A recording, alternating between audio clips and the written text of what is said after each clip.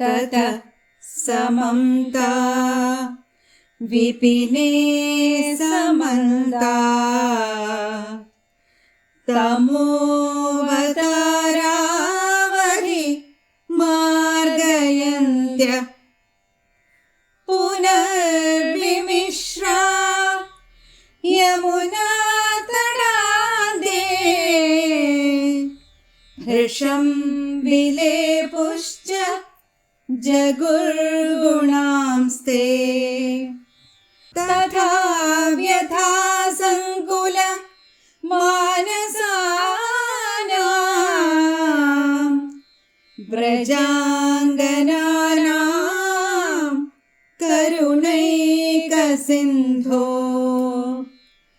जगत्त्रयी मोहन मोहनात्मा त्वं प्रादुरासीरै मन्दहासी.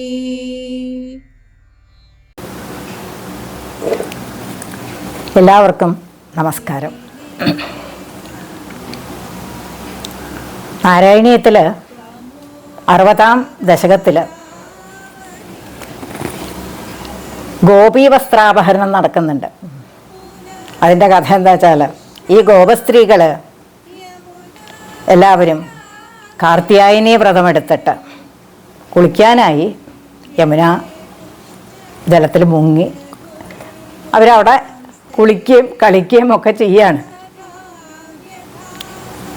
ആ സമയത്ത് കൃഷ്ണൻ അവിടെ എത്തി. ഇവർ എന്താണ് ഈ കാർത്യായനി വ്രതം എടുത്തത്? ഭഗവാനെ തങ്ങൾക്ക് ലഭിക്കാൻ വേണ്ടിയിട്ട് തന്നെയാണ്. ഭാഗവതത്തിൽ അവരുടെ പ്രാർത്ഥനാ ശ്ലോകം കാർത്യായനി മഹാമായേ മഹായോഗിന്യധീശ്വരി നന്ദഗോപസുതം ദേവി പതിമേ കുരു തേ നമഃ എന്നുള്ള പ്രാർത്ഥന. അപ്പോൾ പതിയായിട്ട് ലഭിക്കണം എന്ന് വിചാരിച്ചിട്ട് തന്നെയാണ്. ഇപ്പം ഈ ഗോപസ്ത്രീകൾ അങ്ങനെ ഒരു വ്രതം എടുത്തു. അന്ന് ഭഗവാൻ അവർക്ക് അനുഗ്രഹം കൊടുത്തു. നമുക്കെല്ലാവർക്കും കൂടിയിട്ട് ഒരു ദിവസം യമുനാ തീരത്ത് കൂടാം എന്ന്, നല്ല നിലാവുള്ള ഒരു രാത്രിയിൽ നമുക്കവിടെ കൂടാം എന്ന് അദ്ദേഹം വാക്കു കൊടുത്തിട്ടുണ്ടായിരുന്നു. അതനുസരിച്ചിട്ട് ഭഗവാൻ ഒരു ദിവസം നല്ല നിലാവുള്ളൊരു രാത്രിയിൽ തൻ്റെ വേണു വായിച്ചു. ഈ വേണുനാഥം കേട്ടു ഗോപസ്ത്രീകൾ. ഗോപസ്ത്രീകൾ പല പ്രവൃത്തിയിലും മുഴുകിയിരിക്കുകയായിരുന്നു. ഇപ്പോൾ ചിലർ കിടക്കാൻ തന്നെ ഒരുങ്ങിയിട്ടുണ്ട്, അത്രയും രാത്രിയായിട്ടുണ്ട്. ചിലർ പല പല കാര്യങ്ങൾ ചെയ്യായിരുന്നു. പക്ഷെ ഈ വേണുനാഥം കേട്ടതോട് കൂടിയിട്ട് ഇവരൊക്കെ അങ്ങോട്ട് അതിൽ മയങ്ങിയിട്ട് മതിമറന്ന് ഓടിച്ചെന്നു യമുനാ തീരത്തൊക്കെ. ഇപ്പം ചിലർ ഓടി ചെന്നപ്പോഴേക്കും ഭർത്താവ് കണ്ടാലോ എന്ന് വിചാരിച്ച് പേടിച്ചു, അല്ലെങ്കിൽ അവർ തടഞ്ഞു, അതുകൊണ്ട് പോരാൻ പറ്റിയില്ല. അപ്പോൾ അവർക്ക് അവിടെ തന്നെ മോക്ഷം കിട്ടിയതാണ്. അവരുടെ മോഹം അത്രയ്ക്കായിരുന്നല്ലോ ഇദ്ദേഹത്തോട് ചേരാനായിട്ട്. അപ്പം അതിൽ ചേരാനുള്ള ആ മോഹം കൊണ്ട് അവിടെ തന്നെ മോക്ഷം പ്രാപിച്ചു ചില ഗോപസ്ത്രീകൾ. പക്ഷെ ഇവിടെ ഓടിയെത്തി പലരും വേഷമൊന്നും ശരിയല്ല അവരുടെ. പലരും വീട്ടിൽ നിൽക്കണ അതേ ഇതിലാണല്ലോ. അപ്പോൾ പലരും വരുമ്പോൾ തലമുടി കഴിഞ്ഞിട്ടുണ്ട്, അങ്ങനെ പല ഇതിലാണ് വരണത്. പക്ഷെ അവരെയൊക്കെ കണ്ടപ്പോൾ അവർ കൂടുതൽ സുന്ദരികളായി തോന്നിത്രേ ഭഗവാന് കണ്ടപ്പോൾ.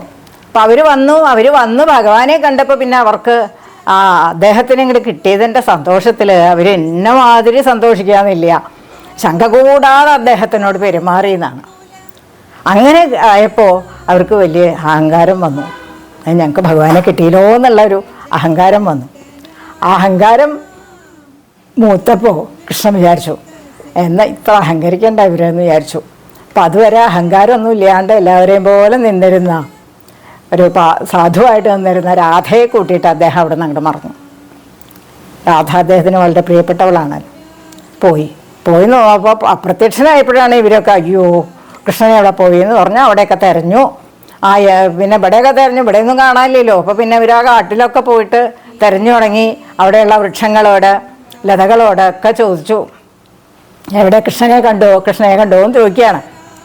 ഹാ ചൂത ഹാ ചമ്പക കർണികാര ഹാ മല്ലികേ മാലതി ബാലവല്യ കിം വീക്ഷിതോനോ ഹൃദയൈകചോര. ഞങ്ങളുടെ ഹൃദയം കെട്ടുകൊണ്ടുപോയിട്ടുള്ള ആ കൃഷ്ണനെ നിങ്ങൾ ആരെങ്കിലും കണ്ടു എന്ന് ചോദിച്ചിട്ട് അവരൊക്കെ കരഞ്ഞ് അവർക്ക് സ്വയബോധമില്ലാണ്ടേ. അതാണ് ഈ വൃക്ഷങ്ങളോടും ലതകളോടും ഒക്കെ ചോദിക്കുകയാണ്, കണ്ടു എന്ന് ചോദിക്കുകയാണ്. കണ്ട് കുറേ ഇങ്ങനെ നടന്നപ്പോണ്ട് രാധ അവിടെ നിന്ന് കരയണു. രാധ ഒറ്റയ്ക്കാ.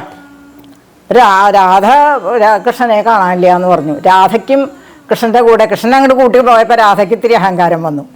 അവരെയൊക്കെ വിട്ടിട്ട് എന്നെ കൂട്ടി പോയല്ലോ എന്നുള്ളൊരു അഹങ്കാരം. പിന്നെ അതും വേണ്ടാന്ന് വിചാരിച്ച കൃഷ്ണൻ അവിടെ നിന്നും മറഞ്ഞു. അങ്ങനെ എല്ലാവരും കൂടിയിട്ട് രാധയും എല്ലാവരും കൂടിയിട്ട് കരഞ്ഞ് അവസാനം കാണാതെ യമുനാതീരത്തെത്തി. അപ്പം ഇങ്ങനെ കരഞ്ഞ് അവരുടെ ആ അഹങ്കാരമൊക്കെ അങ്ങോട്ട് ശമിച്ചപ്പോൾ കൃഷ്ണൻ അവിടെ വന്നു. കൃഷ്ണൻ എങ്ങനെയാണ് വന്നത്? ജഗത്രയീ മോഹനാത്മാ, ലോകൈക സുന്ദരനായിട്ടാണ് വന്നത്. 3 ലോകത്തിലേക്ക് വെച്ച ഏറ്റവും സുന്ദരനായിട്ടുള്ള രൂപത്തോടു കൂടിയിട്ടാണ് അദ്ദേഹം വന്നത്. ജഗത്രയീ മോഹനാത്മാ ത്വം പ്രാദുരാസീരൈ മന്ദഹസ്യം കൊണ്ടാണ് അദ്ദേഹം വന്നത്. അത്രയും സുന്ദരനായിട്ടാണ് വന്നത്. അപ്പോഴേക്കും എനിക്ക് വലിയ സന്തോഷമായി കണ്ടപ്പോൾ. എല്ലാവരും കൂടിയിട്ട് അങ്ങോട്ട് തുള്ളിച്ചാടി നൃത്തം ചെയ്യാൻ തുടങ്ങിയെന്നാണ്. അവർക്ക് സന്തോഷം കൊണ്ട് എന്താ ചെയ്യേണ്ടതെന്ന് അറിയില്ല. അവരെല്ലാവരും ഭഗവാനും അതിന് അനുവദിച്ചു കൊടുത്തു. അവരുടെ ഉത്തരീയ വസ്ത്രമൊക്കെ എടുത്തിട്ട് ആ മണലിൽ വിരിച്ചു കൊടുത്തു അത്രേ, ഇദ്ദേഹത്തിന് ഇരിക്കാനൊക്കെ ആയിട്ട്. അത്രയും അവർ അദ്ദേഹത്തിനെ അങ്ങോട്ട് പ്രാപിച്ചു എന്ന് പറയാം. അവരെ അത്രയും സന്തോഷമായി.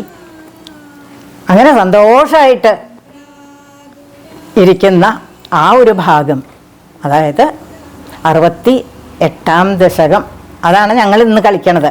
ഇപ്പം ഈ 65 തൊട്ട് 69 വരെയുള്ള 5 ദശകങ്ങളും രാസക്രീഡ തന്നെയാണ് അതിൽ വർണ്ണിക്കണത്. ഭഗവാൻ ആദ്യം വരുമ്പോൾ ഇവരുടെ സന്തോഷം, അത് കഴിഞ്ഞ് പോയപ്പോഴത്തെ സങ്കടം, അത് കഴിഞ്ഞ് വീണ്ടും കണ്ടപ്പോഴത്തെ ആ സന്തോഷം ആയിട്ടുള്ള ആ ദശകമാണ് ഈ 68-ാം ദശകം. ഇത് സമ്മതാവൃത്തത്തിലാണ്. അത് കളിക്കാൻ നല്ല സുഖമുള്ളൊരു വൃത്തമാണ്. അതുകൊണ്ട് ഞങ്ങൾ ഇന്ന് ആ ഗോപികമാരുടെ ആ സന്തോഷം അതാണ് ഇന്ന് ഞങ്ങളിവിടെ അവതരിപ്പിക്കുന്നത്. എല്ലാവരും അത് കണ്ട് ഞങ്ങളെ അനുഗ്രഹിക്കണം. വ്രജാംഗനാനാം കരുണൈകസിന്ധോ ജഗത്രയീ മോഹനാത്മാ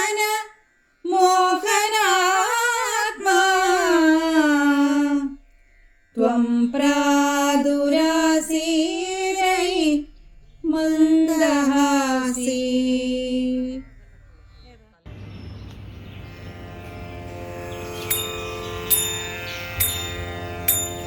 तव विलोकनात् गोपिका जना प्रमदसङ्कुला पङ्कजेक्षणा अमृतधारया सम्प्लुता इव स्तिमिततां दधूस्त्वत्पुरोगता तदनु काचना त्वत्कराम्बुजम् सपदि गृह्णति निर्विशङ्किता घनपयोधरे सन्निधाय सा पुलकसंवृता तस्तुषीचिरं तव विभो परा कोमलं निजगलान्तरे पर्यवेष्टयत् गलसमुद्गतम्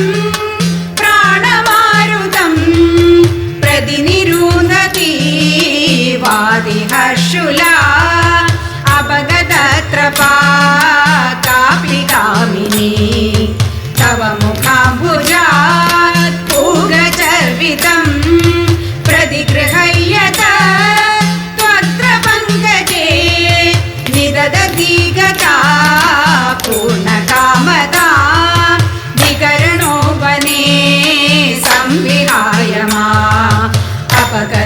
हंसिका त्वामिह स्पृशे इति सरोषया तावदेकया सजललोचनं वीक्षितो भवान् इति मुदा कुलैर्वल्लवीजनैः सममुपागतो यामुने तडे मृदुकुजाम्बरैः कल्पितासने मुसृणभासुरे पर्यशोभदा अतिविधा कृपा केऽपि सर्वदा धृतदयोदया केचिदाश्रिते कतिचिदीदृशा मादृशेष्वपि व्यभिहितो भवान् वल्लवीजनैः अयि कुमारिका नैव शङ्क्यताम् कठिनतामयी प्रेमकातरे मयि तु चेतसो वोऽनुवृत्तये कृतमिदं मये त्विच्छिवान् भवान् अयि निशम्यतां दीपवल्लभा प्रियतमो जनो